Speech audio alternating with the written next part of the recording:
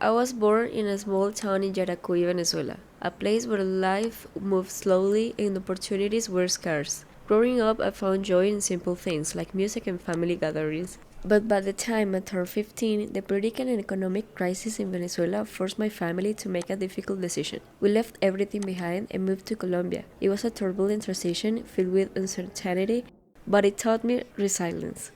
Starting over in a new country meant adapting to different culture, rebuilding friendships and facing challenges I will never imagine. Yet those struggles shaped who I am today. After graduating from high school, I needed to work to support myself and my family. My first job was as a bartender in an Italian restaurant. At first, I saw it as just a way to earn money, but behind the bar, I discovered a fascinating world. The art of mixing drinks, the rhythm of service, and the interactions with customers from all walks of life captivated me. I loved learning about flavors, presentation, and the stories behind each cocktail. It wasn't just a job. That experience led me to enroll in a technician in food and beverage service program at CESDE. For a year and a half, I immersed myself in the industry, studying everything from wine pairings to customer service psychology. My passion grew and I began dreaming of becoming a barista or sommelier. There was something magical about how a well prepared coffee or a carefully selected wine could evoke emotions and create connections between people. However, not everything was smooth. While studying, I took a job at a restaurant, one with a much faster pace and higher stress levels. The long hours, demanding customers, and constant pressure took a toll of my health. I often felt sick, exhausted both physically and mentally. One day, I had a moment of clarity. It wasn't living, it was surviving. I realized that if I wanted to thrive, I needed to align my work with my passions and well being. So I made the bold decision to quit and seek something better. Now I work at a specialty coffee shop where the focus is on quality, craftsmanship, and the stories behind each bean. It's a world apart from the chaotic restaurant I left behind. Here, I've learned about different brewing methods, the importance of ethical sourcing, and how coffee can be a bridge between cultures. This job has reaffirmed my love for the beverage industry and inspired me to keep growing, whether as a barista, a sommelier, or even a cafe owner someday. My relationship with the English language began in an unexpected way through music. As a child, I was obsessed with bands like One Direction and 5 Seconds of Summer. I would play their songs on repeat, but there was one problem. I didn't understand the lyrics. Determined to know what they were singing about, I would search for translation online. Word by word, phrase by phrase, I started piecing together meanings. What began as a curiosity soon turned into a passion. Then came YouTube. I stumbled upon American YouTubers and bloggers, and though I could barely follow their rapid speech, I refused to give up. I turned up subtitles, paused videos to look up words, and slowly trained my ear.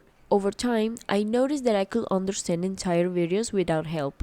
My persistence paid off. Today, I can watch movies, read books, hold conversation, and even teach basic English to friends, all without relying on subtitles or translators. It's a skill consequence not only because of the effort it took, but because of the passion I have. Time to decide on a university degree, linguistic, cultural nuances, and the sheer power of language fascinated me. While I'm not yet at professional level, every day brings improvement. Now, as a language student, I feel more confident in my abilities.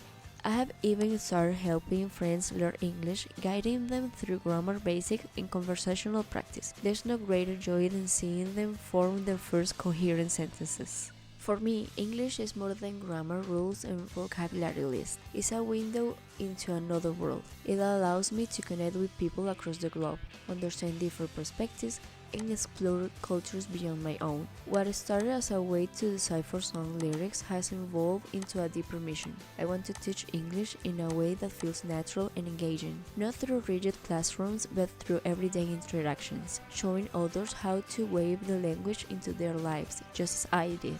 We live in an era of instant translation apps and AI tools, but no machine can replicate the human touch in language. A poem's emotion, a song's hidden meaning, or the cultural weight behind certain phrases requires a translator intuition, not an algorithm. That's why I believe in the irreplaceable role of language professionals, whether it's translating literature, teaching, or bridging communication gaps.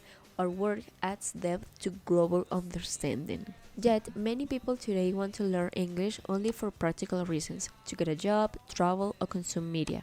They skip the grammar, avoid the nuances, and rely on apps like Duolingo. While these tools are helpful, they can replace immersive learning. My own journey proved that the best way to grasp a language is through passion. For me, it was music and YouTube. For others, it might be video games, cooking shows, or sport commentary. While you learn through what you love, the process feels effortless. I hope my story shows why I committed to this path. Every challenge I have faced from leaving Venezuela to balancing work and study has strengthened my resolve. I'm ready to keep learning, growing, and contributing to the worlds of language and hospitality.